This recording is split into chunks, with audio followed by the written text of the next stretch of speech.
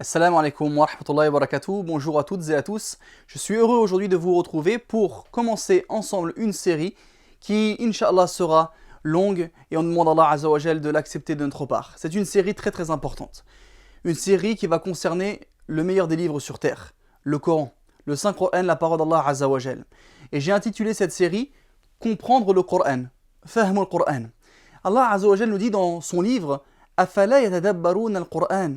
Ne médite-t-il donc pas sur le Coran? Or, comment est-ce que l'on veut méditer correctement, d'une bonne façon, sur la parole d'Allah Azza wa Jal si on ne comprend rien? Si on ne comprend pas les termes qu'il a utilisés, si on ne comprend pas la façon dont il a formé sa phrase, et si on ne comprend pas le sens de son propos. C'est pourquoi, Inch'Allah, ce que j'ai voulu faire dans cette série, c'est de vous proposer, pour chaque verset du Coran, chaque ayah, vous proposer 3 vidéos. Une vidéo où je présenterai de façon générale les mots qui se trouvent dans le ayah, dans le verset. Donc l'étymologie du mot, la racine du mot, la morphologie du mot, si c'est un mot singulier, si c'est un mot pluriel, si c'est un verbe, eh bien à quel temps il est conjugué, à quelle personne il est conjugué, quel est le schème de ce mot-là, et la sémantique, les sens possibles de cette racine-là et de ce mot en question. Donc pour chaque verset, on va analyser dans une vidéo tous les mots en précisant ces choses-là et d'autres informations complémentaires. Dans une deuxième vidéo, sur ce même verset, eh bien on fera l'analyse grammaticale, ce qu'on appelle l'i'rab, la synthèse grammaticale, où on évoquera la fonction de ce mot-là dans la phrase, la déclinaison grammaticale, pourquoi il est dans ce cas grammatical-là, quel est son signe et sa marque de son cas grammatical, de sa déclinaison grammaticale, etc. Donc ça sera en arabe, mais j'essaierai de vous expliquer le maximum en français. Et enfin, on fera une troisième vidéo sur ce même ayah, où on expliquera de façon la plus concise possible, la plus abrégée possible, un tafsir mukhtasar de cette ayah, de ce verset-là en question. Et une fois qu'on a fini la sourate, par exemple la Fatiha, on va faire 3 vidéos pour le premier verset, 3 vidéos pour le deuxième verset, ainsi de suite. Une fois qu'on a fini tous les versets de la sourate, Inch'Allah, on fera un tafsir plus développé, que l'on prendra des champs de sciences, notamment des champs de sciences contemporains, Inch'Allah, afin de vous en faire profiter. Taïb. On commence, Inch'Allah, aujourd'hui avec une introduction, avec l'isti'adha. L'isti'adha, c'est ce que l'on dit avant de réciter le Coran. L'isti'adha, on va apprendre dans cette vidéo aujourd'hui une présentation générale des mots de l'isti'adha, leur étymologie, leur morphologie et leur sémantique. Déjà, qu'est-ce que c'est l'isti'adha? L'isti'adha, c'est votre parole lorsque vous dites « A'udhu billahi minash shaytanir rajim ». Je me réfugie auprès d'Allah contre le diable maudit. L'isti'adha, c'est un nom d'action, un masdar, du verbe ista'adha, yasta'idhu. Isti'adha. Ça, c'est le nom d'action. Donc, on va voir ensemble chaque mot qui compose cette parole-là. C'est parti. Donc, A'udhu billahi minash shaytanir rajim. Premier mot, A'udhu. Qu'est-ce que ce mot-là? Alors, on va commencer par dire à la racine, el-jazr, et les sens principaux, el-ma'ani de cette racine-là. Ce mot-là, A'udhu, vient de la racine Ayn, Waw, Zel. Et cette racine-là, et ce sens général de ce verbe-là, c'est le fait de se réfugier auprès d'eux, se mettre à l'abri, chercher l'asile, s'attacher à quelqu'un ou quelque chose. A'udhu. Également, on a des informations complémentaires que l'on peut ajouter sur ce mot-là. La première information de A'udhu, c'est que c'est un verbe concave, un fi'l ajwaf, du verbe a'adha ya'udhu, un peu comme qala yaqulu. Là, c'est a'adha ya'udhu. Donc, c'est un verbe concave. D'accord? Un fi'l ajwaf, un verbe défectueux. Et la lettre de maladie est en deuxième de radical. Le verbe a'adha ya'udhu. Qu'est-ce qu'on peut ajouter comme information sur le mot a'udhu? C'est que c'est un mot qui est conjugué à ana, à je. Et également que c'est conjugué au présent de l'indicatif, au mudari' marfou', a'udhu. Donc, je me réfugie. Je me réfugie, je cherche protection auprès d'eux, etc. Le deuxième mot que l'on voit ici, c'est bi. A'udhu billahi. Parce que ce verbe-là, a'adha ya'udhu, s'utilise avec une particule, qui est bi. Qu'est-ce qu'on connaît comme information sur bi? Eh bien, premièrement, c'est que c'est un haf ou jar. On a fait déjà des vidéos sur la chaîne YouTube concernant les particules du cas indirect de la langue arabe. C'est-à-dire des particules, des petits mots qui vont engendrer, sur le mot qui vont suivre, le cas indirect qu'on appelle el jar. Notamment le fait que l'on va voir à la fin du mot qui est précédé par un haf ou jar, on va voir notamment la kasra qui est le signe de base du jar du cas indirect. Donc, première des choses, c'est que bi, qui précède le mot Allah ici, c'est un haf ou jar, une particule du cas indirect. Et quels sont les sens principaux de ce haf ou jar? Eh bien, il y en a plein. Bi, il a beaucoup de sens selon le contexte dans lequel il va être utilisé. Parmi les sens que peut avoir bi, c'est en. Exemple, nu'minu billahi, nous croyons en Allah. Avec, ji'tu bisayyarati, je suis venu avec la voiture, ou bien au moyen de la voiture. Ça peut désigner par également. À cause de, d'accord, dans le sens de bisababi, avec la cause de ceci. Grâce à, bifadlillah, grâce à Allah, grâce à la faveur d'Allah, ceci, cela. Auprès de, comme on va voir dans la traduction ici, je me réfugie auprès d'Allah. Pendant, billayl, on voit ça dans le Coran, billayli, dans la nuit, au cours de la nuit. Il peut servir également à jurer, billahi, par Allah, etc. Il a vraiment beaucoup d'utilisation. L'autre mot que l'on voit ensuite dans la isti'adha, c'est le mot Allah. Que dire du mot Allah? Il y a tellement de choses à dire. Alors, d'un point de vue maintenant de la langue arabe, le mot Allah, première des choses, c'est que les savants, dans l'histoire, se sont posé la question, est-ce que le mot Allah, il a une origine, il a une racine, une étymologie? Est-il dérivé d'un mot de la langue arabe?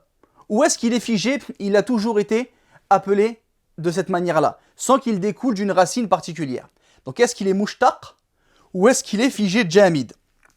Eh bien, on a un groupe de savants, dont Sibawayh, le grand savant de la grammaire d'origine perse, Al-Khalil, Al-Shafi'i, Al-Khattabi et d'autres, ont dit que le mot Allah n'est pas issu d'une racine. Il n'est pas issu d'une racine, d'un radical. Donc il n'est pas mushtaq. Et ils ont pris pour preuve le fait que quand on va interpeller le mot Allah, Ya Allah, eh bien le alif et le lam, ils restent et ils se maintiennent. D'accord? Alors que lorsqu'on va interpeller une personne, on ne peut pas lui laisser l'article.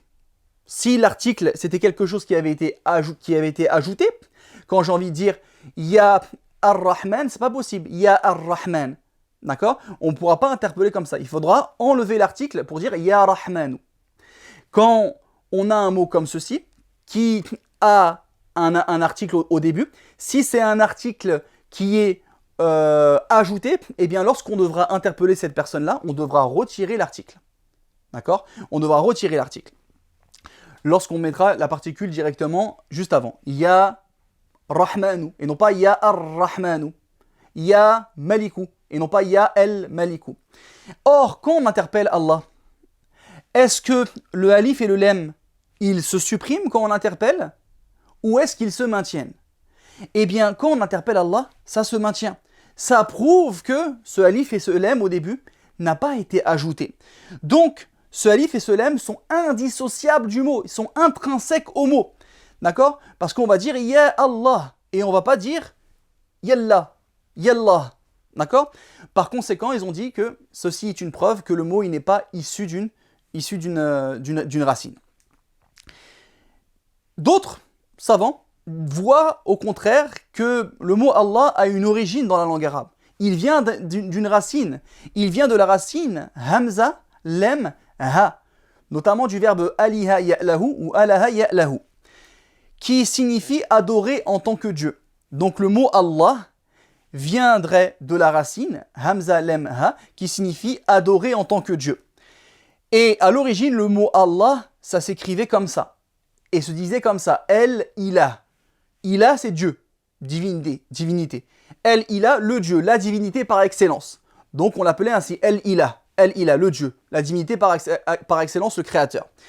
Mais ce Dieu-là, cet adoré-là, par allègement, la Hamza que vous voyez ici, elle va être supprimée. El-Ilah, El-Ilah, c'était un peu lourd, donc ils vont supprimer cette Hamza-là et la remplacer par un lem, par un L. Ce qui fait qu'on va avoir à la place de la Hamza un lem, et juste après il y a un autre lem, ce qui va s'imbriquer et donner une assimilation, une shadda. Et ça donnera le mot Allah, tel que l'on le connaît aujourd'hui. Autre mot ensuite. A'udhu billahi min. Mina. Min, la fatha c'est juste pour faire la liaison. On en reparlera dans la deuxième vidéo, Inch'Allah. Min, qu'est-ce que c'est? C'est une particule du cas indirect, comme le bi. C'est pour ça d'ailleurs, vous voyez que le mot, il se termine par une kasra. C'est un des signes du cas indirect. On le reverra dans la deuxième vidéo, Inch'Allah. C'est une particule du cas indirect, le haf ou jar min. Quels sont ses sens principaux? Lui aussi, il a beaucoup de sens. Il peut désigner de la provenance. Huwa min al-Jazair, il est de al-Jazair, de l'Algérie. Huwa min al-Muslimin, il est parmi les musulmans. Il peut dire parmi, à partir de, contre, comme quand on va voir ici, je me réfugie auprès d'Allah contre le diable. Il peut dire le que, de la comparaison, comme quand on va dire Huwa atwalu minhu, il est plus grand ou plus long que lui.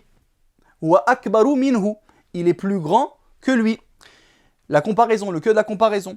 Le aucun, pour insister dans la négation. Ma ja'ana min nadhirin, ne nous est parvenu aucun avertisseur, etc., etc.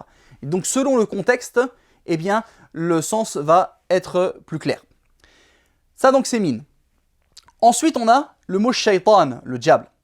Al-shaitan, là aussi, on a plusieurs avis des savants de la langue arabe. Certains disent que le mot shaitan a pour racine sha, ya, le shin, le ya, le ta et le nun. D'accord?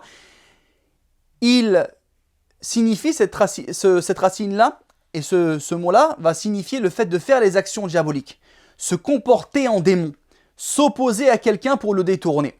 Et le mot shaitan est le nom d'exagération du verbe tashaytana. Tashaytana, verbe quadrilitère.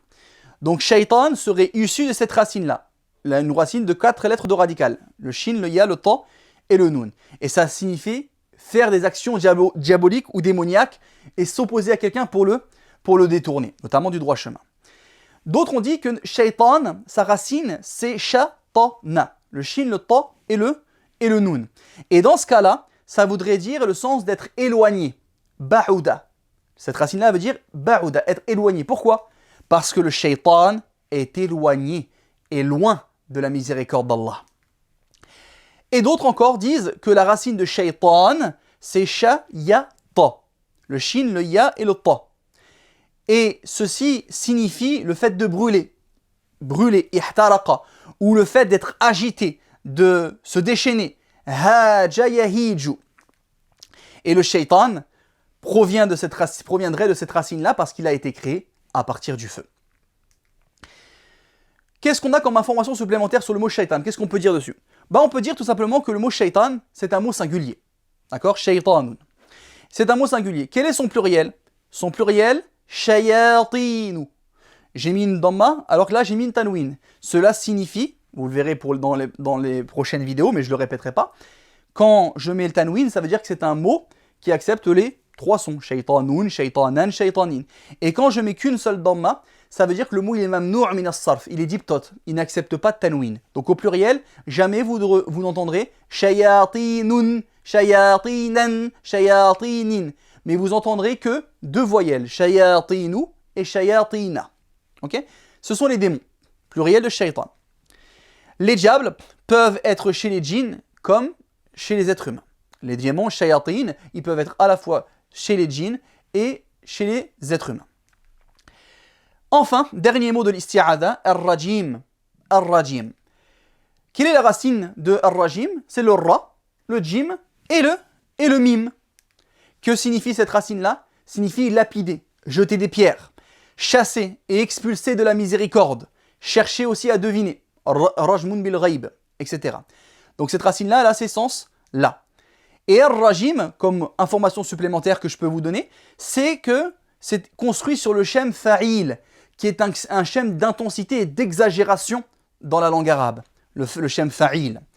Il a le sens, ce shem-là, notamment, et notamment pour ce mot-là, du sens du participe passif, du ismul maf'oul, du verbe rajama yarjumu.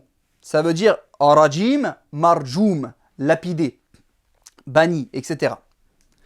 C'est un mot singulier qui n'a pas de pluriel connu.